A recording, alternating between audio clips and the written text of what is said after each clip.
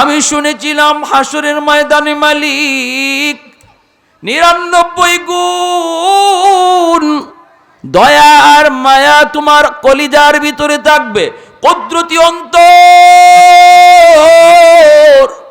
ওই কুদরতি কলিজার ভিতরে 99 গুণ দয়া মায়া থাকবে। আল্লাহ আজ আমার মন কেন জানি বলতেছে ওই দয়া আর মায়ার গুণে তুমি আমাকে মাফ করে দাও কিনা। এজন্য শুধু পিছনে বারবার তাকাইতেছি, এই আশায় শুধু পিছনে তাকাই। রব্বুল আলামিন ফেরেশতাদেরকে বলবেন, ফেরেশতারা আমার বান্দার আমল নামাটা আমি আল্লাহকে আবার তোমরা দেখাও। আল্লাহ নিজে আমল নামা রিচেক করবেন, নিজে রিচেক করে আল্লাহ বলবেন, ওই যে বান্দা তোমার আমল নামায় দেখা যায় তুমি এই মাহফিলে বসা ছিলা, মুসলিম টেক সিরাজুল উলুম মাহফিলের মধ্যে এক কোনায় বসে বসে তুমি কি চাইছিলা। হক্কানি উলামায়ে কেরামের বয়ান পেতে আমাদের চ্যানেলটি সাবস্ক্রাইব করুন, দিন প্রচারের নিয়তে লাইক, কমেন্টস ও শেয়ার করুন। উসওয়াতুন হাসানা সাইদা ইলা সিদরাতিল মুনতাহা ফি লাইলাতিল মি'রাজ في ليلة المعراج كشفت الدجى ثم دنا ثم دنا ثم دنا فتدلى فكان قاب قوسين أو أدنى সাল্লাল্লাহু আলাইহি ওয়া আলা আলিহি ওয়া আসহাবিহি ওয়া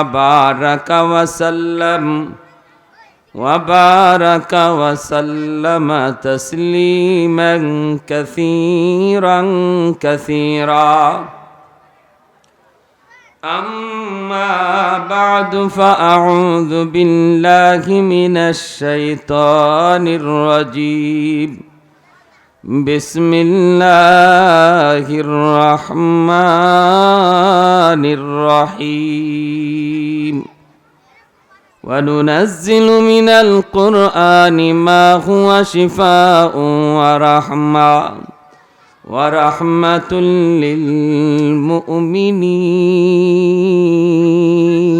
للمؤمنين وقال رسول الله صلى الله عليه وسلم إنما بعثت معلما أو كما قال النبي عليه الصلاة والسلام। সবাই নামাজের দুরূদ পড়ি, শ্রেষ্ঠ দুরূদ। আল্লাহুম্মা সাল্লি আলা মুহাম্মদ وعلى آل محمد كما صليت على إبراهيم وعلى آل إبراهيم إنك حميد مجيد। اللهم بارك على محمد وعلى آل محمد كما باركت على إبراهيم وعلى آل إبراهيم إنك حميد مجيد। خانه كعبة كمنظر ऐ खुदा देखा मुझे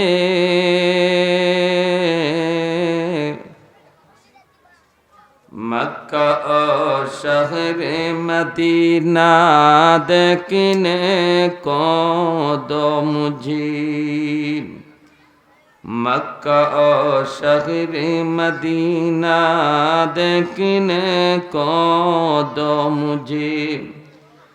ओ मकामात मुबारक की ज़ियारत हो नसीब, जिसमें रहमत बेशुमारा देखने को दो मुझे। जिसमें रहमत बेशुमारा देखने को दो मुझे। ऐ खुदा सैराब कर दो आब ज़मज़म से मुझे। मोहब्बतेर साथे सबाई बोली आमीन। अल्प समय जबान खुले आवाज दिया, राजी आছি সবাই ইনশাআল্লাহ? आवाज दिया अल्प समय जिकिर करी ला इलाहा इल्लाल्लाह। जोरे ला इलाहा इल्लाल्लाह जोरे।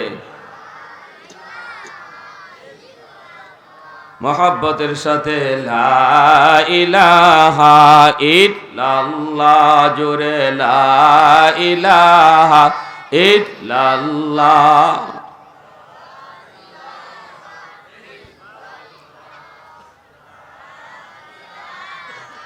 तो दिल में तो आता है समझ में नहीं आता, तो दिल में तो आता है समझ में नहीं आता। बस जान लिया मैं तेरी पहचान यही है, बस जान लिया मैं तेरी पहचान यही है। उल्फत में बराबर के वफाओं के जफा हो, हर चीज में लज्जत है या गुर दिल में मजा हो, हर चीज में लज्जत है या गुर दिल में मजा हो। एक चश्म ज़दन गाफिल अज़ा शाह नबाशी, शायद की निगाही को नदागाह नबशी। ला इलाहा इल्लाल्लाह जोड़े।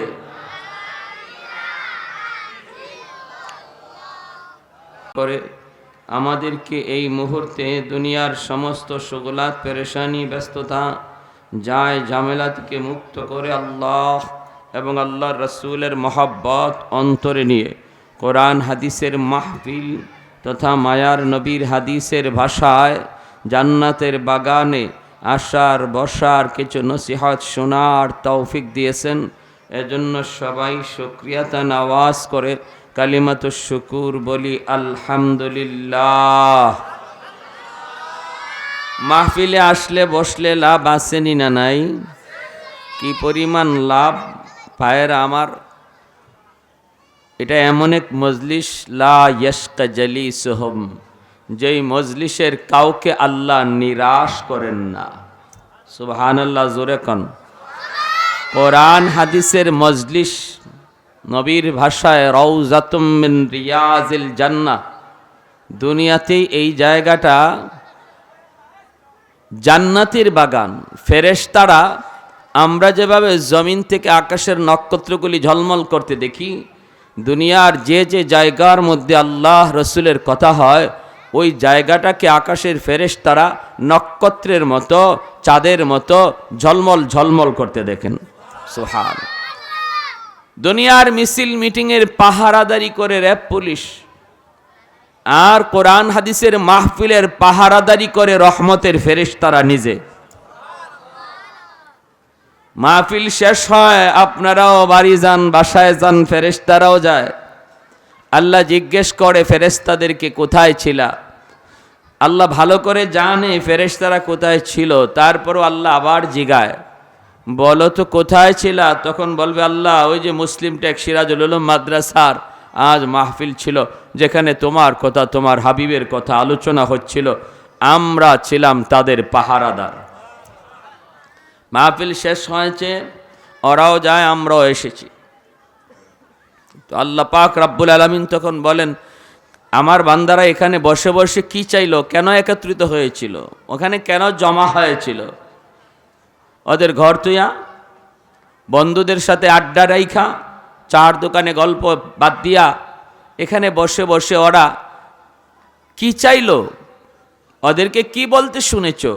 ফেরেশতারা কয় আল্লাহ ওরা সব এখানে জমা হয়েছে তোমাকে পাওয়ার জন্য, আর ওরা জান্নাত চায়। জাহান্নাম থেকে বাঁচতে চায়। যা বুঝলাম, যা শুনলাম, সবাই জান্নাত চায়। আল্লাহ তখন বলবেন, ফেরেশতারা তোমরা সাক্ষী থাকো, আমার যে সকল বান্দারা দুনিয়ার রং তামাশা বাদ দিয়া, দুনিয়ার আমোদ প্রমোদ আর রং, দুনিয়ার বন্ধু বান্ধব, নিজের ঘরের পরিবেশ সব কিছু বাদ দিয়া যারা এখানে শুধু আমার জন্য হাজির হয়েছে, তোমাদেরকে সাক্ষী রেখে বললাম আমি ওদের সবাইকে এখানে বসার উসিলায় মাফ করে দিছি। ফেরেশতারা তখন বলে, আল্লাহ, একজন মানুষ কিন্তু মাহফিল শোনার নিয়তে আসে নাই, সে কিন্তু বাসায় যাওয়ার পথে ছিল অথবা বাজারে যেতে ছিল, রাস্তায় মাহফিল হয়, তখন মনে মনে বলল আর ভাবলো যে বাসায় একটু পরেই যাই, শুনে যাই হুজুর কি বলে। তার তো উদ্দেশ্য মাহফিলে আসা নয়, উদ্দেশ্য ছিল বাড়িতে যাওয়া, বাসায় যাওয়া, সেও কি মাপ পেয়ে যাবে? তখন আল্লাহ বলেন, হুমুল জালিসুল্লাহ ইয়াশকা জালিসুহুম, এটা এমন এক মজলিস, এটা আমার ওলিদের এমন এক মজলিস, তাদের সাথে যেই শরিক হয়, যেই বসে যায়, আমি তারও মাফ করে দিই। আর একটু জোরে বলি সুবহানাল্লাহ। একজন মানুষকে আল্লাহ পাক রব্বুল আলামিন জাহান্নামের ফয়সালা হয়ে যাবার পর পিছনের দিকে বারবার শুধু লোকটা তাকায়। আল্লাহ পাক রব্বুল আলামিন ফেরেশতাদেরকে বলবেন, আমার ওই বান্দারে ফিরায় আনো। আনলে পরে আল্লাহ জিজ্ঞেস করবেন, বান্দা কি হয়েছে তোমার?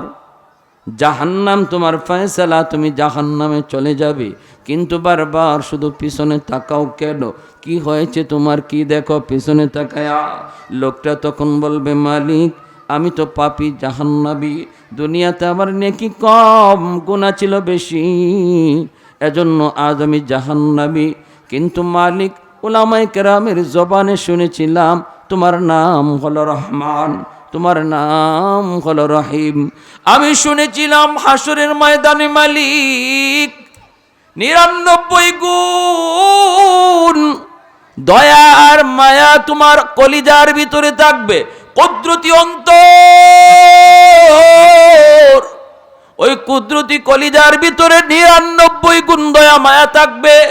আল্লাহ, আজ আমার মন কেন জানি বলতেছে ওই দয়া আর মায়ার গুণে তুমি আমাকে মাফ করে দাও কিনা, এজন্য শুধু পিছনে বারবার তাকাইতেছি, এই আশায় শুধু পিছনে তাকাই। রব্বুল আলামিন ফেরেশতাদেরকে বলবেন, ফেরেশতারা আমার বান্দার আমল নামাটা আমি আল্লাহকে আবার তোমরা দেখাও। আল্লাহ নিজে আমল নামা রিচেক করবেন, নিজে রিচেক করে আল্লাহ বলবেন, ওই যে বান্দা তোমার আমল নামায় দেখা যায় তুমি এই মাহফিলে বসা ছিলা, মুসলিম টেক সিরাজুল উলুম মাহফিলের মধ্যে এক কোনায় বসে বসে তুমি কি চাইছিলা, কেন তুমি বসা ছিলা? তখন বলবে, মালিক, আমি তো দুনিয়ার কোনো স্বার্থের জন্য নয়, দুনিয়ার কিছু পাওয়ার জন্য নয়, গেছেছিলাম, বসেছিলাম, গিয়েছিলাম মালিক একমাত্র তোমাকে পাওয়ার জন্য, তোমার মহব্বত পাওয়ার জন্য, জান্নাত পাওয়ার জন্য। আল্লাহ পাক তখন বলবে, বান্দা, আমি আল্লাহর আদত হচ্ছে মাফ করে দেওয়া, কিন্তু আমার নেজাম হচ্ছে উসিলা সারা মাফ করি না। ওই দিনে মাহফিলে বসাকে উসিলা করে আমি আল্লাহ আজ হাসরের ময়দানে মাফ করে দিলাম। লাউজিদ দাওয়ালা নিদাওয়ালা হাদ্দালি মাওলা, লাউজিদ দাওয়ালা নিদাওয়ালা হাদ্দালি মাওলা, আল আনা কামা কানা ওয়ালাম ইয়ালকা জাওয়ালা, আল আনা কামা কানা ওয়ালাম ইয়ালকা জাওয়ালা, লা মিসলা ওয়ালা সাওয়ারা মিসলা ওয়া নাযীরা, মান ক্বালা সিওয়া যালিকা কদ ক্বালা মুহালা, লা ওয়ালা ওয়ালা ওয়ালিদা লা আম্মা ওয়া খালা, লা শিবহা ওয়ালা মিসলা ওয়ালা কুফুয়া লিমাওলা। একটু জোরে সরে বলি আল্লাহু আকবার। মুসলমানের আওয়াজে আরো জোরে বলেন আল্লাহ আল্লাহু আকবার, আরো জোরে আল্লাহু আকবার। আল্লাহ নাম জোরে নিলে গুনাহ হয় না সওয়াব হয়? আল্লাহ নাম জোরে উচ্চারণ করলে আল্লাহ নারাজ হয় না খুশি হয়? সন্তান বাবাকে বাবা কয়া ডাক দিলে বাবার মন খুশি হয়, ঠিক কি না? মাকে মা কয়া ডাক দিলে মার কলিজা খুশি হয়। যেই বান্দা দুনিয়াতে আল্লাহকে আল্লাহ কয়া বেশি ডাকে আল্লাহ তার উপরে খুশি হয়।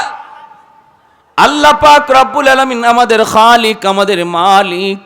এজন্য বলতেছিলাম ভাই, আমরা যারা এখানে আসলাম আমরা লসে নাই বরং লাভে আছি।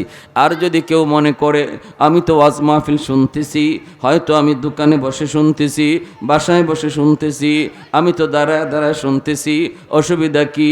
আমি অসুবিধাটা কি হয় একটু ভালো করে বুঝাই। এই যে সামিয়ানাটা, এই সামিয়ানার নিচেই রহমত নাজিল হয়, সামিয়ানার বাইরে কিন্তু রহমত আসে না। এটা জান্নাতি সামিয়ানা, এর ভিতরে রহমত নাজিল হয়, এর ভিতরে সকিনা নাজিল হয়। ভাইরা বন্ধুরা, যারা এর ভিতরে থাকে এরাই শুধু রহমতের ভাগীদার হয়। মুরগির পাকের নিচে যেই ডিম থাকে, এই ডিম থেকে বাচ্চা ফুটে। যেই ডিম পাকের বাহিরে থাকে ওই ডিম থেকে বাচ্চা ফুটে না। এই ডিমের নাম কি ডিম হয়? যে ডিম থেকে বাচ্চা ফুটে না এই নষ্ট ডিমের নাম কি? আপনারা কি বলেন? আমাদের সিলেটি ভাষায় কয় বুলা। বুলা, বুলা ডিম মানে ফসা ডিম। বুলা ডিম মানে কি? ফসা ডিম। কেন এই ডিমটা পচলো? এই ডিম থেকে কেন বাচ্চা ফুটলো না? কারণ এই ডিমটা পাকের নিচে থাকে নাই, ঠিক কি না? এজন্য ওয়াজ শুনবে সবাই, কিন্তু কেউ সামিয়ানার নিচে বসবে, জান্নাতের ঘোষণা পাবে, মাফির ঘোষণা পাবে। জন্য বলি না, আজ রাতটা আমরা গনিমত মনে করি। আমরা আজ রাত এখানে আসব, বসবো শুধু মাফির আশায়, ঠিক কি না? হ্যাঁ, এজন্য ভাইয়েরা যারা আসি বসে যাই, দয়া করে সামনে যারা ভাইয়েরা আছে দয়া করে বসে যাই শুধু আল্লাহকে পাওয়ার জন্য। যারা এখানে আসছি আমরা যে আল্লাহকে খুশি করার জন্য বসে যাব। আলহামদুলিল্লাহ, আল্লাহ তুমি সবাইকেই জান্নাতি বাগানে বসার তৌফিক দাও। দুনিয়াতে আল্লাহ এখানে সবাইকে বসার সুযোগ দিবে না। আল্লাহ পরকালে যাদেরকে জান্নাতি হিসাবে কবুল করেছে তাদেরকেই দুনিয়ার এই জান্নাতের বাগানে বসার সুযোগ দেয়, ঠিক কি না ভাই?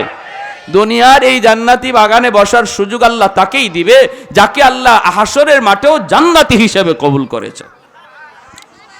ভাইরা আমার, এই যে মাদ্রাসা আজকে হাফেজ ছাত্ররা পাগড়ি নেবে, আল্লাহ পাক তাদের সিনার মধ্যে আল্লাহর 30 পারা কোরআন আমানত রাখছেন। কে রাখছেন? আল্লাহ। কে রাখছেন? আল্লাহ। আল্লাহ কার সিনার মধ্যে তার কালামকে আমানত রাখবে এটা আল্লাহ নিজে নির্বাচন করেন। হাজারো হাজারো হাজারো হাজারো বাচ্চাদের সিনার ভিতর থেকে আল্লাহ যেই সিনাটাকে চয়েস করেন নিজে কুদরতি নজরে, ওই সিনার মধ্যেই শুধু কোরআনকে আমানত রাখেন। আরো আসতে কইবেন সুবহানাল্লাহ। তাহলে বোঝা গেল কোরআনের হাফেজ বাহাদুরি করে হওয়া যায় না। কোটি কোটি টাকার মালিক আমি হতে পারি, সন্তানের পিছনে কোটি টাকা ব্যয় করতে পারি, কিন্তু টাকার জোরে সন্তানকে হাফেজ বানানো যাবে না। টাকা দিয়া ব্যারিস্টারি ডিগ্রি কিনা যাবে, কিন্তু কোরআন সন্তানের সিনায় ঢুকানো যাবে না যদি আল্লাহ কবুল না করে, ঠিক কিনা? জোরে বলেন। এজন্য দেখা যায় সাধারণ মানুষ, সাধারণ দিনমজুর শ্রমিক, পয়সা নাই করি নাই, 7 বছর 8 বছরের সন্তান কোরআনের হাফেজ হয়ে যায়, কোরআনের হাফেজ হয়ে যায়। আরেক সন্তানের বাবার কোটি কোটি টাকা আছে, মিল ফ্যাক্টরি আছে, অভাব নাই, কিন্তু হাফেজ হইতে পারতেছে না। বাবা যত লাখ টাকা খরচ করতে চায় তা পারে, কিন্তু হচ্ছে না। এমন হয়নি না? হয় না? হয়। কেন? কারণ মাদ্রাসায় কে আসবে, আল্লাহ কারে তার কালাম, কার মাধ্যমে আল্লাহ পাক তার কালামকে আমানত রাখবে, এই বিষয়টা দুনিয়ার মানুষের হাতে আল্লাহ রাখে নাই। এই নির্বাচনটা দুনিয়ার মানুষের হাতে আল্লাহ রাখে নাই, আল্লাহ নিজের হাতে রেখে দিয়েছে। হাজারো হাজারো সন্তানের ভিতর থেকে আল্লাহ যেই সন্তানটারে যেই বাবার ছেলেরে আল্লাহ নিজে চয়েস করে সিল মারবে, তার এই মাদ্রাসায় দাখিল হওয়ার, ভর্তি হওয়ার তৌফিক দান করবে। অতএব মাদ্রাসার ছাত্র আর স্কুল কলেজের ছাত্র বেশ কম 19-20 নয়, আকাশ পাতাল তফাত। এই কথা আল্লাহ বলেছেন, কুল হাল ইয়াস্তাবিল্লাযীনা ইয়ালামুনা ওয়াল্লাযীনা লা ইয়ালামুন। বন্ধু, আপনি বলে দিন, যারা কোরআন শিক্ষার জন্য মাদ্রাসায় আসলো আর যারা কোরআন শিক্ষার জন্য মাদ্রাসায় আসলো না বা কোরআন এভাবে বুঝলো না, তারা আমি আল্লাহর কাছে কোনো দিন সমান নয়, কোনো দিন। এই বাচ্চাগুলি সরাও, যাও যাও যাও যাও বাবা, যাও বাসায় যাও, বাসায় যাও। এজন্য এই দুই শ্রেণী কোনো দিন সমান না, কোনো দিন সমান না। কারণটা কি? সমান না হওয়ার অর্থ কি? কয় এক দলকে আল্লাহ নিজে সিল মাইরা পছন্দ করে আনছে, আর আরেক দলের ব্যাপারে আল্লাহ নির্বাচন না। আল্লাহর নির্বাচন হলো কে হাফেজ হবে, কে আলেম হবে, এটা আল্লাহর নিজের হাতের নির্বাচন। জোরে কোন সুবহানাল্লাহ। প্যারে হাজরিন, এজন্য এই মাদ্রাসায় যারা পড়ে, যারা আসে, তাদের চাল চলন, তাদের আখলাক আর একটা জেনারেল শিক্ষিত স্কুল কলেজের বাচ্চাদের আখলাক, ব্যবহার, আচরণ, চাল চলন এক হতে পারে না। যেমন সম্মানের দিক দিয়েও আকাশ পাতাল তফাত, আসমান জমিন তফাত, তেমনি মাদ্রাসার ছাত্রের আখলাক, ব্যবহার, আচার আচরণ এগুলার মধ্যেও তফাত। আলহামদুলিল্লাহ, আমরা দেখিও তফাত, দেখিও তো তফাত। আমি বলবো না যে স্কুল কলেজের প্রয়োজন নাই, স্কুল কলেজের প্রয়োজন। স্কুল কলেজ ভার্সিটি থেকে ডাক্তার তৈরি হয়, ইঞ্জিনিয়ার তৈরি হয়। এদেশের জন্য শুধু মুফতি মুহাদ্দিস হলে দেশ চলবে? ডাক্তার ইঞ্জিনিয়ারও লাগবে। কিন্তু কোন শিক্ষাটার বেশি প্রয়োজন? তো মাদ্রাসা শিক্ষাটার বেশি প্রয়োজন। স্কুল কলেজের শিক্ষাও চলবে, কিন্তু স্কুল কলেজে পড়া অবস্থায় যেই ছেলেটা কোরআনের সাথে সম্পর্ক রাখবে, মাদ্রাসার সাথে সম্পর্ক রাখবে, শরীয়তের বিধিবিধানের সাথে সম্পর্ক রাখবে, সেই স্কুল কলেজে পড়া ডাক্তার হলেও আদর্শ ডাক্তার হবে। আর যেই ডাক্তার শুধু ডাক্তারি পড়া পড়লো আর কোরআন হাদিসের সাথে কোনো সম্পর্ক নাই, জায়েজ না জায়েজ, হালাল হারামের কোনো ধারে কাছেও নাই, সে ডাক্তার হবে, মানুষের কাছে মানুষ হলো, আল্লাহর কাছে মানুষ হয় না। কারণ 20-30 হাজার লোভে পইরাও সে একজন মানুষের জীবন ধ্বংস করে দিতে পারে। ঠিক কিনা জোরে বলেন? 30-40 হাজার টাকার লোভে পড়ে যেই ডাক্তার নরমাল ডেলিভারি কেসের একজন মা যার সন্তান হবে নরমাল ডাক্তার ভালো করে জানে, কিন্তু 30 হাজার টাকার লোভ সামলাইতে পারলো না। সিজার করলে 30 হাজার টাকা বিল আসবে, নরমাল এত বিল আসবে না। এজন্য মিথ্যা রিপোর্ট দিয়া দিল, সিজার করাই লাগবে, নতুবা বাচ্চাও মারা যাবে, মাও মারা যাবে। এই মিথ্যা রিপোর্ট দিয়া যে ডাক্তার মানুষ, একজন সুস্থ মহিলার জীবনকে সারা জীবনের জন্য অসুস্থ বানায় দিল, বলুন এই ডাক্তার রে আপনারা ডাক্তার বলবেন না ডাকাত বলবেন? আরো জোরে বলেন, ডাক্তার না ডাকাত? ডাকাত। এজন্য স্কুল কলেজ এই শিক্ষায় শিক্ষিত হয়েও যদি কোরআনের সাথে কারো সম্পর্ক না থাকে, হালাল হারাম জায়েজ না জায়েজের সাথে তার সম্পর্ক না থাকে, সে জেনারেল শিক্ষায় শিক্ষিত হইয়াও মানুষ হতে পারে না। কি হতে পারে না? মানুষ হতে পারে না। আল্লাহর কোরআন মানুষকে মানুষ বানায়, হালাল হারামের জিন্দেগি মানুষকে মানুষ বানায়, জায়েজ নাজায়েজের জিন্দেগি মানুষকে মানুষ বানায়। কয় যার জীবনে জায়েজ নাই, নাজায়েজ নাই, হালাল নাই, হারাম নাই, তার জীবন আর হায়ওয়ানের জীবনে কোনো তফাৎ নাই। গরু ছাগলের জীবনে জায়েজ নাই, নাজায়েজ নাই, গরু ছাগল হাঁস মুরগির জীবনে হালাল হারাম নাই। মানুষ হয়েও যার জীবনে হালাল নাই, হারাম নাই, জায়েজ নাই, নাজায়েজ নাই, কোনো কিছুই বুঝে না, যা পায় তাই খায়, যা দেখতে মন চায় তাই দেখে, যা করতে মন চায় তাই করে। হায়ওয়ান যা করে মানুষ হয়েও যদি সে তা করে, আল্লাহর ভাষায় সে মানুষ নয়, উলাইকা কাল আনআম, বরং সে চতুষ্পদ জানোয়ারের মতো। ঠিক কিনা? আমি শ্রেষ্ঠ মাখলুক, আমি শ্রেষ্ঠ মাখলুক হয়ে যদি আমার আচার আচরণ আর গরু ছাগল হাঁস মুরগির আচরণ এক হয়ে গেল, তাহলে আমার মাঝে আর ওদের মাঝে বেশ কম কই? বেশ কম নাই, বরং বালহুম আদল। আল্লাহ বলেন এর চেয়েও আরো বেশি নিকৃষ্ট। কারণ হলো গরু ছাগল রে এরকম ওয়াজ মাহফিল করে বুঝাইবার কোনো সুরত নাই। তোমরা মানুষ হয়ে তো মাঝে মাঝে ওয়াজ মাহফিলের আওয়াজ পাও, গরু ছাগলের জন্য এরকম কোনো মাহফিলের আয়োজন আছে? নাই। তোমাদের মানুষের জন্য মাহফিলের আয়োজন আছে। গরু ছাগলের কাছে কেউ দাওয়াত ও তবলিগওয়ালারা এরম গাছতে বের হয়, তার কাছে গাছতেও যায় না। তুমি মানুষ হয়ে তোমার কাছে মাঝে মাঝে তবলিগের সাথীরা গাছতো নিয়েও আসে। এইভাবে তোমার কাছে আওয়াজ কিছু না কিছু পৌঁছতেছে। গরু ছাগলকে কেউ জান্নাত জাহান্নামের ভয় দেখায় না, তোমাকে জান্নাত জাহান্নামের ভয় শোনানো হইতেছে, এত কিছু তোমার শোনানো হইতেছে। গরু ছাগলরে আল্লাহ চোখ দিছে, নাক দিছে, মুখ দিছে, কিন্তু মানুষের মতো বিবেক দেয় নাই। তোমারে আল্লাহ একটা অতিরিক্ত বিবেক বুদ্ধি আল্লাহ দিয়েছে। এত কিছু দেওয়ার পরেও তুমি যদি ওই গরু ছাগলের মতোই চলো, আল্লাহ বলে তুমি শুধু তার মতো না, বরং ওই হায়ওয়ানের চেয়ে আরো বেশি নিকৃষ্ট। ঠিক না? তুমি ওদের চেয়ে আরো নিকৃষ্ট। বালহুম আদল। আরে হাজিরিন, এজন্য আসুন একটা জিনিস ভালো করে বুঝতে হবে, কোরআন মানুষকে মানুষ বানায়, কোরআনের জিন্দিগি মানুষকে মানুষ বানায়। আমার সন্তানের ডাক্তারি পরিচয় বড় পরিচয় নয়, আমার সন্তানের সবচেয়ে বড় পরিচয় হলো সে মুসলমানের সন্তান, আগে তারে মুসলমানই শেখাও। আমার সন্তানের ইঞ্জিনিয়ার হওয়া বড় পরিচয় নয়, সবচেয়ে বড় পরিচয় সে মুসলমানের সন্তান, আগে মুসলমানই শেখাও, তারপরে ডাক্তার বানাও। আগে মুসলমানই শেখাও, তারপরে ইঞ্জিনিয়ার বানাও। কেমনে মুসলমানি শিখাবো? 5 বছর নুরানি মাদ্রাসায় সন্তানকে পড়াও, মিনিমাম 5টা বছর মাদ্রাসায় পড়াও শিশুকালে।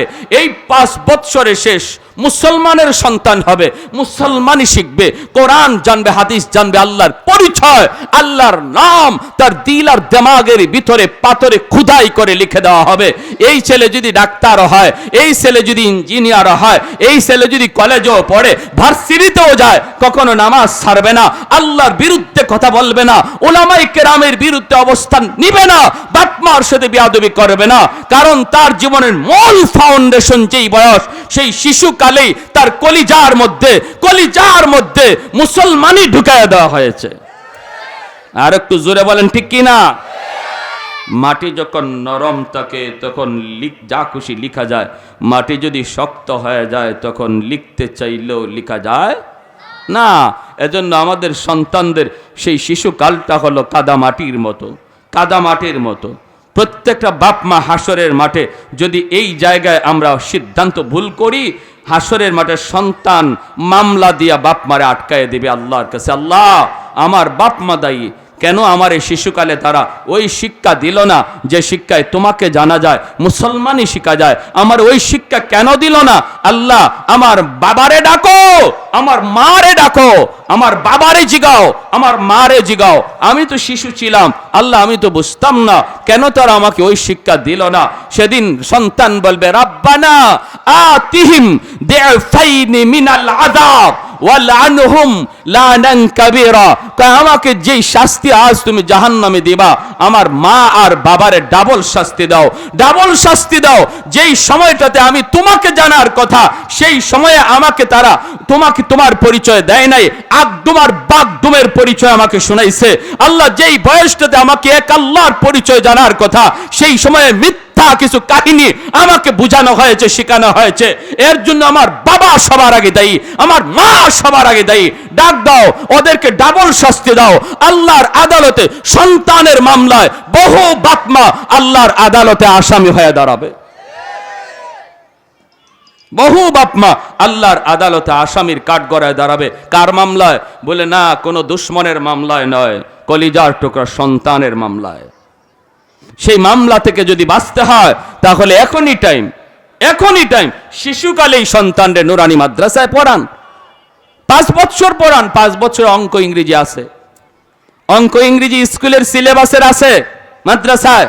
আপনাদের জন্য স্কুলের সিলেবাস ঢোকানো হয়েছে মাদ্রাসায়, যেন 5 বছর পরে আপনি যদি তারে হাফেজ বা আলেম না বানাইতে চান, অথবা আপনার টার্গেট থাকে তারে ডাক্তার ইঞ্জিনিয়ার বানানোর, প্রফেসর বানানোর, ব্যারিস্টার উকিল বানান, অসুবিধা নাই। 5 বছর পরে তার হাই স্কুলে অনায়াসে ভর্তি করতে পারবেন, সেখানে অঙ্ক ইংরেজি সে সহজে তাল মিলিয়ে চলতে পারবে। এজন্যই মাদ্রাসায় অঙ্ক ইংরেজির সিলেবাস রাখা হয়েছে স্কুলের সমমানের। আপনাদের দিকে খেয়াল করে সবাই যেন মাদ্রাসায় পড়তে পারে, প্রতিটা মুসলমানের সন্তান যেন মাদ্রাসার জীবন থেকেই তার পড়ালেখা শুরু হয়, তারপরে তার জীবনের ভাগ তৈরি হবে। 5 বছর পরে তার জীবনের পড়ালেখার গন্তব্য নির্ণয় হবে। সে কি হাফেজ হবে না মুফতি হবে, সে কি ডাক্তার হবে না ইঞ্জিনিয়ার হবে। প্রতিটা মুসলমানের সন্তান 5 বছর পরে তার দিক পরিবর্তন হবে। মুসলমানের প্রতিটা সন্তান যেন তার জীবনের শুরুটা হয় মাদ্রাসার দ্বারা। ঠিক কিনা জোরে কর? এটাই হলো মাদ্রাসার শিক্ষার আজকে মূল টার্গেট। যদি এই শিক্ষাটা দেন তাহলে একদিন আমি থাকবো না, বাবা থাকবো না, সন্তান বাবার কবরের পাশ দিয়ে সূরা ইয়াসিন পড়ে যাবে, বাবার মার কবরের পাশ দিয়ে ইয়াসিন পড়ে যাবে, চোখের পানি ঝরায় যাবে। ডাক্তারও যদি হয়, আপনার ছেলে ইঞ্জিনিয়ারও হয়, তবু সূরা ফাতিহা পড়বে, সূরা ইখলাস পড়বে। আর যদি তা না কইরা আকডুমার বাগডুম দিয়া তার জীবনের শুরু করেন, সন্তান মার কবরের পাশ দিয়া গান গেয়ে যাবে, বাবার কবরের পাশ দিয়া বন্ধুদের সাথে গান গেয়ে যাবে, একটুও কলিজায় লাগবে না, কলিজায় তার দরদ আসবে না। আর এর জন্য মা দায়ী, বাবা দায়ী। সন্তান তোমার কবরের পাশ দিয়া কোরআন পড়বে না গান গাবে, এই সিদ্ধান্ত নিবে আজ, সিদ্ধান্ত হবে আজ, সিদ্ধান্ত হবে এখন, সিদ্ধান্ত হবে শিশুকালে। বাবার সিদ্ধান্ত যদি সঠিক হয়, সন্তানের ভবিষ্যৎ আলোকিত হবে। মার সিদ্ধান্ত যদি রং হয়, সন্তানের ভবিষ্যৎ অন্ধকার হবে। আর এর জন্য বাপ মাই সবার আগে দায়ী। একজন সন্তান দুনিয়ায় জন্মই রে আল্লাহর ওলি হইয়া তার উইলায়াত নষ্ট করার পিছনে যত মানুষ দায়ী, এর মধ্যে সবার আগে বাপ মাকে আল্লাহ জিজ্ঞেস করবে। খাজা মঈনুদ্দিন চিশতি, আব্দুল কাদের জিলানীর মতো প্রত্যেকটা সন্তান দুনিয়ায় আসে, এরপরে তার এই লাইন থেকে তার ভিন্ন লাইনে কে নিল? এজন্য সবার আগে আল্লাহর নবী বলেন বাপ মারে জিজ্ঞাসা হবে। কুল্লু মাউলুদিন ইউলাদু আলাল ফিতরা ফাআবাওয়াহু ইউহাব্বিদানিহি আও ইউনাসসিরানিহি আও ইউমাজ্জিসানিহি। প্যারে হাজিরিন, এজন্য কষ্ট নিয়েন না, কথাগুলো বলে ফেললাম একটু শুধু বোঝার জন্য, দিল থেকে বোঝার জন্য। আমার ভাইরা, আর যদি কোনো বাপ মা নিয়তি করে ফেলে আল্লাহ আমাকে তুমি কোরআনের হাফেজের বাবা মা বানাও, আল্লাহ যে কি খুশি হয়। দুনিয়াতে মানুষ ডাক দেয় ও হাফেজ সাহেবের আব্বা কইয়া, হাসরের মাঠেও আল্লাহ ডাক দিবে ও হাফেজ সাহেবের আব্বা। জোরে কোন সুবহানাল্লাহ। আমার ভাইরা, বন্ধুরা, যুবক, আমার নবী রহমতের নবীর আদর্শই মাদ্রাসায় শেখানো হয়। এর জন্যই মাদ্রাসার ছাত্র কোনোদিন বাপ মার সাথে বেয়াদবি করে না, মুরব্বীদের সাথে বেয়াদবি করে না, ওস্তাদের সাথে বেয়াদবি করে না। লেনিনের আদর্শ মাদ্রাসায় শেখানো হয় না, কার্ল মার্ক্সের আদর্শ শেখানো হয় না, মাও সেতুংয়ের আদর্শ শেখানো হয় না। মাদ্রাসায় যদি আদর্শ শেখানো হয়, সেই আদর্শ হলো বিশ্বনবী নবী মুহাম্মদুর রাসূলুল্লাহর আদর্শ। ঠিক কিনা? পৃথিবীর জমিনে এত সুন্দর আখলাক, এত সুন্দর চরিত্র আল্লাহ আমার আপনার নবীকে দিয়েছেন, এর মতো সুন্দর আর কাউকে দেন নাই রে যুবক। আল্লাহ পাক রব্বুল আলামিন বলে, ওয়া ইন্নাকা লাআলা খুলুকিন আযীম।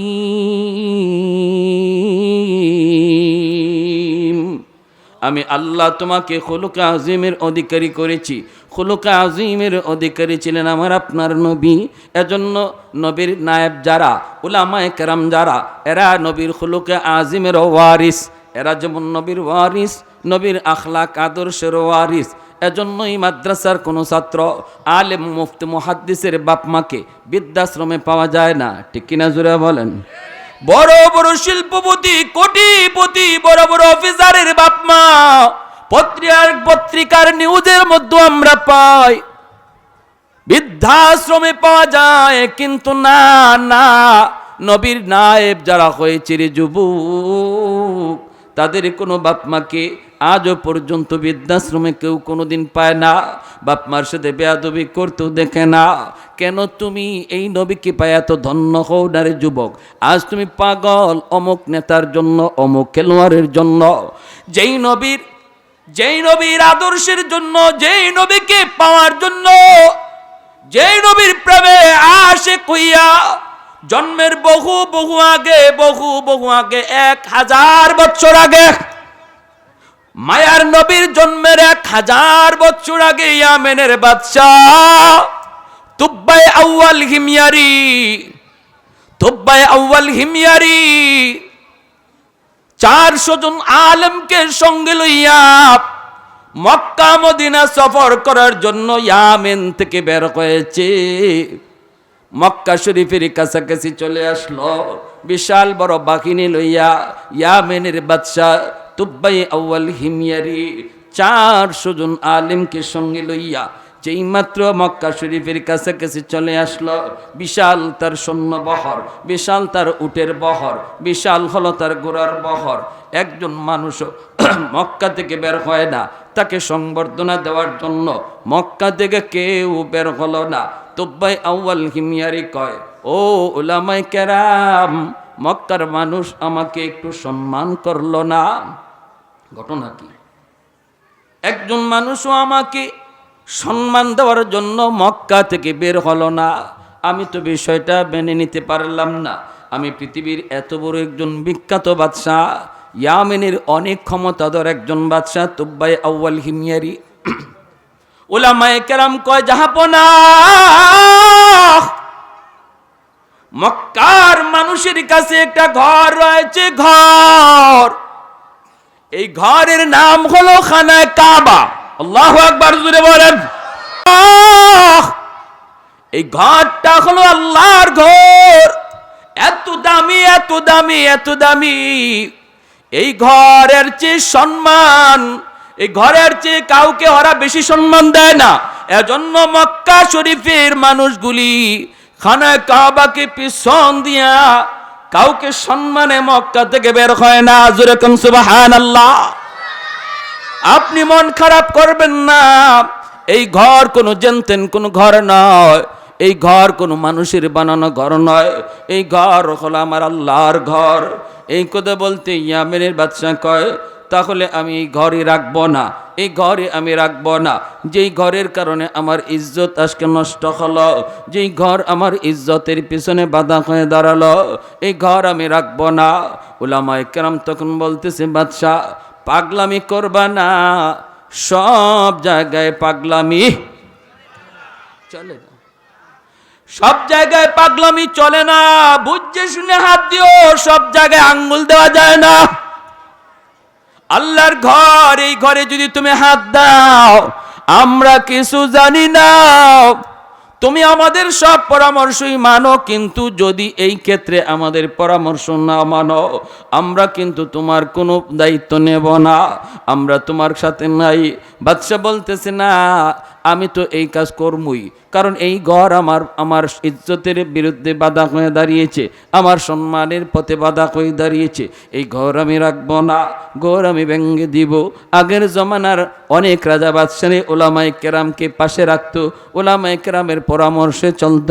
বাদশাহ আকবর নিজ উলামায়ে কেরামের পরামর্শে চলত, বাদশাহ আলমগীর উলামায়ে কেরামের পরামর্শে চলত। কারণ উলামায়ে কেরামকে আল্লাহ দুনিয়া আখিরাতের জ্ঞান তাদের অন্তরে আর দিমাগে দিয়েছেন। উলামায়ে কেরাম কখনো বাদশাহ এবং সরকার বলেন, জনগণ বলেন, কাউকে খারাপ বুদ্ধি দেয়। আর একটু জোরে কর না। উলামায়ে কেরাম কখনো কাউকে খারাপ কোনো বুদ্ধি দেয় না, কারণ এরা নবীর খুলুক আযীমের ওয়ারিস। আমার নবী যেমন কাউকে জীবনে খারাপ বুদ্ধি দেন না, বুদ্ধি দেন না, উলামায়ে কেরাম ওই খুলুক আযীমের ওয়ারিস, এরাও কাউকে খারাপ বুদ্ধি দেয় না। এজন্য এই সকল বাচ্চারা আলেমদেরকে ইজ্জত করত। এই তুব্বাই আউয়াল হিময়ারি সেও উলামায়ে কেরামকে ইজ্জত করে, সম্মান করে, কিন্তু এই জায়গায় এসে আলেমদের কথা মানতেছে না। উলামায়ে কেরাম ভালো করে বুঝায়, না গো বাদশা, না, তুমি এই বাইতুল্লাহর দিকে হাত দিও না, খানা কাবার দিকে তুমি হাত দিও না, সব জায়গায় কিন্তু হাত দেওয়া যায় না। কয়, না না, আমি মানবো না, মানবো না, আমার প্র্যাকটিসে লাগলো, আমি মানতে পারি না। হাত দিয়া দিল আল্লাহর ঘরে। যেই মাত্র আল্লাহর ঘরে হাত দিয়া দিছে, আল্লাহর ঘরের ক্ষতি করার জন্য। বলুন তো, আল্লাহ কি চুপচাপ বসে থাকবে? হ্যাঁ, আল্লাহ সব জায়গায় সহ্য করে, কিন্তু কিছু কিছু জায়গা আল্লাহ সহ্য করে না, ঠিক না? নবীকে কেউ যদি গালি দেয়, আল্লাহ সইতে পারে না। নবীর অপমান আল্লাহ সইতে পারে না, আল্লাহর ঘরের অপমান আল্লাহ সইতে পারে না। বাইরা যেই মাত্র আল্লাহর ঘরে হাত দিয়ে দিল, আল্লাহ পাকের ধরা শুরু হয়ে গেল। বাদশা মুহূর্তের ভিতরে চিৎপটাং হয়ে পড়ে গেল জমিনে। কে যেন তারে লাথি মারলো অদৃশ্য অবস্থায়। নাক দিয়া মুখ দিয়ে চোখ দিয়া রক্ত বের হতে শুরু হলো, নাক দিয়ে মুখ দিয়ে চোখ দিয়ে রক্ত বের হতে শুরু হলো। এখন শুধু লাফাইতেছে আর বলতেছে, আমি ভুল করে ফেলেছি গো, আমাকে তাড়াতাড়ি বাঁচাও, তাড়াতাড়ি বাঁচাও। উলামায়ে কেরাম তখন কাছে যায় বলতেছে, বাদশাহ এত করে বুঝাইলাম কিন্তু তুমি বুঝ মানলা না, এত করে বুঝাইলাম বুঝ মানলা না, এখন আমরা কি করব, কি করব? একটাই পথ আছে, আবার তোমাকে দইরা আল্লাহর ঘর তুমি ধরবা আর দইরা কইবা, আল্লাহ আমি তওবা করলাম, মালিক আমি তওবা করলাম, আর জীবনে আমি গুনাহ করব না, তোমার ঘরের সাথে বেয়াদবি করব না। আল্লাহর ঘর ধরে তুমি তওবা করো। যেই মাত্র তার আল্লাহর ঘর ধরাইলো, সেও তওবা করলো, সাথে সাথে রক্ত পড়া বন্ধ হয়ে গেল, লোকটা সুস্থ হয়ে গেল। বাদশার সাথে সাথে বুঝতে পারলো এই কোনো জানতেন কোনো ঘর নয়, এই ঘরের সাথে বেয়াদবি করা যায় না, এই ঘরের খেদমত করা লাগবে।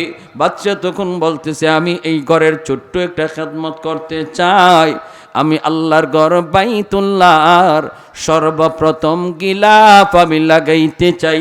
আল বেদায়া ওয়ান নিহায়া কিতাবের ভিতরে লিখিত, আমার নবীর জন্মের 1000 বছর আগে ইয়ামেনের ওই বাদশাহ আল্লাহর ঘরে সর্বপ্রথম গিলাফ লাগাইল। আজও আল্লাহর ঘরে ওই গিলাফ আছে, গিলাফ পরিবর্তন হয়, সিস্টেম চালু হয়ে গেছে, ওই বাদশার দ্বারাই গিলাফ লাগানোর সিস্টেম চালু হয়। এরপরে বাদশা কয়, ও উলামায়ে কেরাম একটু চলেন না, আমরা সফর করি, আমার নবীর হিজরতের জায়গা কোন জায়গা? তাওরাত কিতাবের ভিতরে আমার নবীর জন্মের কাহিনী রয়েছে, নবীর হিজরতের কাহিনী রয়েছে, নবীর হিজরতের রাস্তার কাহিনী রয়েছে, আমার নবীর সাহাবীদের কাহিনী রয়েছে তাওরাত কিতাবে, খোলাফায়ে রাশিদিনের আলোচনা রয়েছে। উলামায়ে কেরাম বলতেছে, বাদশা তাহলে চলো আমরা একটু সফর করি মক্কার পাশে একটা রাস্তা দিয়া তারা চলতে শুরু করলেন। ভাইরা আমার, ওই রাস্তা দিয়া চলতে যাইয়া রাস্তার বিবরণটা তারা তাওরাতের সাথে মিলাইতে লাগলেন। 400 জন আলিম একজন আরেকজনের চেহারার দিকে তাকায় আর কয়, দোস্ত রাস্তাটা পরিচিত মনে হয়, কোনোদিন এই রাস্তা দিয়ে আসলাম না, কিন্তু কেন জানি পরিচিত মনে হয়। তাওরাত কিতাবটা একটু উল্টে দেখো, আমার নবী শেষ নবী আখেরি নবী যেই দিন মক্কার মানুষের নির্যাতন সইতে না পেরে আল্লাহর হুকুমে যখন মদিনায় হিজরত করবেন, ওই হিজরতের রাস্তাটা কেমন হবে একটু মিলাইতে গিয়া তারা চিৎকার দিয়া উঠলো, শুকরিয়া আদায় করলো, ও বাদশা যাব না, আমরা আখেরি নবীর হিজরতের রাস্তা পেয়ে গেলাম। মদিনায় যাওয়ার যে রাস্তা ছিল নবীর, ওই রাস্তার সন্ধান আমরা পেয়ে গেছি গো। এই সেই রাস্তায়, যেই রাস্তা দিয়া আখেরি নবী মদিনায় তিনি হিজরত করবেন, মদিনার দিকে যিনি হিজরত করবেন। চলেন সামনের দিকে, চলেন সামনের দিকে আগায়, আগাইতে মদিনার শহরে ঢুকে যায়। তখন তো মদিনায় কোনো ঘর নাই, বাড়ি নাই, কিন্তু মদিনার অবকাঠামোটা ছিল উহুদ পাহাড় একদিকে, অন্যদিকে আরেক পাহাড়, চতুর্দিকে মদিনার পাহাড়, একদিক দিয়ে শুধু ঢোকা যায়। বাইরা বন্ধুরা, এইভাবে ওই জায়গার মধ্যে তারা গেলেন। খেজুর বাগান সহ বাগানগুলি দেখা, আবহাওয়া সব কিছু পর্যবেক্ষণ কইরা, মদিনার অবকাঠামো দেখা 400 জন আলেম তারা একমত হয়ে গেলেন, এই জায়গায় হবে সোনার মদিনা, যেখানে মায়ার নবী হিজরত করবেন, আবার চির নিদ্রায় নবী এই মদিনাতেই শুয়ে থাকবেন। জোরে কোন সুবহানাল্লাহ, আর একটু জোরে সুবহানাল্লাহ। कौनैन मुख्तार खुदा तुमको बनाया, कौनैन मुख्तार खुदा तुमको बनाया, उम्मत का निगाहबान खुदा तुमको बनाया, उम्मत का निगाहबान खुदा तुमको बनाया। मौला मेरा आका मेरा रहमत की नबी है, मौला मेरा आका मेरा रहमत की नबी है, तजदार मदीना है तो माह अरबी है, तजदार मदीना है तो माह अरबी है, अशजार ने देते हैं नबूवत के शहादात, तशकीक कमर में है तो अंगुल की इशारात, तशकीक कमर में है तो अंगुल की इशारात। একটু জোরে সরে কোন আল্লাহু আকবার। কেন আমি ঘটনাটা টানতেছি? আমার নবীর পরিচয় শোনো। এ যুবক, আজ অমুক খেলোয়াড়ের মতোই তোমার চুলের কাটিং বানাও, অমুক খেলোয়াড়কে তুমি আদর্শ বানাও, কিন্তু কোন নবীর অনুসরণ তোমার করার কথা ছিল, কোন নবীর আদর্শ তোমার মানার কথা ছিল, ওই নবীর মর্যাদা কেমন একটু শুনো। আমার নবী এখনো দুনিয়ায় আসে নাই, 1000 পরে নবী আসবে।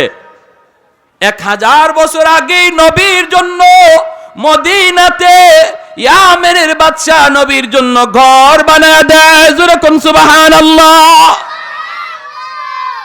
400 জন আলেম লইয়া বাদশা যখন মদিনায় ঢুকে পড়ল, এইবার উলামায়ে কেরাম বলতেছে, বাদশা যাব না, আমরা আর ইয়ামেন যাব না গো, আমরা যেহেতু মদিনা শরীফের সন্ধান পেয়ে গেছি, এই দেশ এই শহরই হবে মদিনাতুন নবী, এই শহরের নামই হবে সোনার মদিনা, এই মদিনা শহরেই নবী চিরনিদ্রায় শুয়ে থাকবে। তাওরাত কিতাবের ভিতরে সব লেখা রয়েছে, নবী কোথায় হিজরত করবে, কোথায় শুয়ে থাকবে।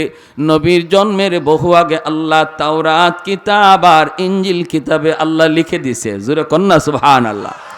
এখনো নবীর জন্মই হয় নাই, যে নবী দুনিয়াতে এখনো আসেনি নাই মায়ের উদর থেকে, সেই নবী জন্মের পর কোথায় কি করবেন, কোন পথ দিয়ে হিজরত করবেন, কোন জায়গা মদিনা হবে, এরপরে নবী কোথায় চিরনিদ্রায় শুয়ে থাকবেন, নবী রওজা কোথায় হবে, সব তাওরাত ইঞ্জিলের পণ্ডিতরা নবী দুনিয়া আসার আগেই ওরা জানতো। আর আজ তুমি পাগল, অমুক নেতা অমুক নেত্রী আর অমুক খেলোয়াড় আর অমুক খেলোয়াড়ের জন্য লজ্জা করে না? লজ্জা হয় না তোমার? কার রং ধরছো? রং ধরার কথা ছিল কার? মদিনাওয়ালা রং ধরো, এখনো সময় আছে। মায়ার নবীর রং ধরো। এই রংটাকে দুশমনরা ভয় পায়, এই রঙে দুশমন ভয় পায়। যতদিন পর্যন্ত মুসলমানের রং ছিল মদিনাওয়ালার রং, ততদিন পর্যন্ত বিশ্বজুড়ে মুসলমানের বিজয় ছিল, মুসলমানের সুনাম ছিল, ইজ্জত ছিল, সম্মান ছিল। দুশমন নাম শুনলেই কাঁপতো। আর আজ আমরা এমন সুরত, বাঘের জাতি শিয়ালের সুরত ধরে ফেলছি। এক বাঘের বাচ্চা শিয়ালের, এক বাঘের বাচ্চা ছাগলের পালের মধ্যে ঢুকিয়া, হে যে বাঘের বাচ্চা এটা ভুলে গেছে। এখন ছাগলের পালে ঢুকিয়া হেও ছাগলের সাথেই চলে। আর ছাগলে মাঝে মাঝে গিয়ে ওই শিং দিয়া বাঘের বাচ্চারে দেয় গুতা, আর গুতা খাইয়ে মে করে, কিন্তু পাল্টা গুতা দিতে পারে না। পাল্টা গুতা যদি দেয় হে আরো উল্টা ব্যথা পায়, কারণ ছাগলের তো শিং আছে, বাঘের শিং আসেনি। বাঘে গুতা দিলে কাম হবে? ছাগলে গুতা দিয়ে ওরে কাদায়, আর ও যখন পাল্টা গুতা দিতে যায় উল্টা নিজে কান্দে। এই দৃশ্য দেখছে জঙ্গলতে এক বড় বাঘে। বাঘে দেখে কয়, কিরে জমানাতে উল্টে গেল, কেডায় কারে গুতা দেওয়ার কথা? আরে আমাকে চেহারা দেখলেই ছাগল ছাগলের মতো দৌড়ে, আর আমার এক জাতি ভাই এরে এইভাবে গুতাইতেছে, আরে মে বেবে করে, মে বেবে করে। ঘটনা কি? তখন বাঘে তাকায় দেখে যে ঘটনা হইল, এ ছাগলের সাথে থাকতে থাকতে, ছাগলের ফালের সাথে থাকতে থাকতে নিজের ছাগল ভাবতেছে, এর ছাগলের মতোই চেহারা ভাবতেছে। ওর চেহারা যে আমাদের চেহারা এটা ভুইলা গেছে, ও যে জাতি আরেক জাতি এটা ভুইলা গেছে। এর রং পাল্টাই দিছে, ওর মুখোশ লাগাই দিছে ছাগলের মুখোশ। এখন বাঘ বড় বাঘকে ওরে বুঝাইতে হবে ও যে ছাগল না, ও বাঘ। তাহলেই সব ফিরে আসবে। বড় বাঘে একদম আওয়াজ উঠাইয়ে এক দৌড় দিছে, হুম করে যখন দৌড় দিছে সব ছাগল যে যেভাবে পারতেছে ভাগতেছে। এখন বাঘের বাচ্চা এও ছাগলের সাথে দৌড়ে ভাগে, আর ওই বড় বাঘটায় দৌড়ে গিয়ে বাঘের বাচ্চাটারে ধরছে। খারা, তুই কই যাস, তুই কই যাস? আমি যাই মানে এরার সাথে যাই, ওদের সাথেই যাই। কেন ওদের সাথে যাবে? যাব না, তুমি যে জুড়ে এক ডাক দিছো এখনো কলিজা কাঁপতেছে। তো বাঘে কয় ওরা তো যাবেই, ওরা তো ভাগবেই, তুই কেন ভাববে? তুই তো ভাগার কথা না, তুই তো দাঁড়াবি, তুই তো ওদের মতো না। কয় মানে আমি ওদের মতো না মানে? কহ তুই ওদের মতো না, ওদের জাত না, তুই আমার জাত। কয় বড় ভাই কথাটা বুঝলাম না। কয় বুঝলি না তুই? তুই চেহারা তোর কেমন এটা জানোস না? কয় না আমি তো এদের মতোই ভাবতেছি। কয় না তুই ওদের মতো না, আয় তোরে বুঝাই তোর চেহারা কেমন। আমার চেহারাটা ভালো করে দেখ। দেখছি তো, আপনার চেহারা তো দেখলেই ডল লাগে।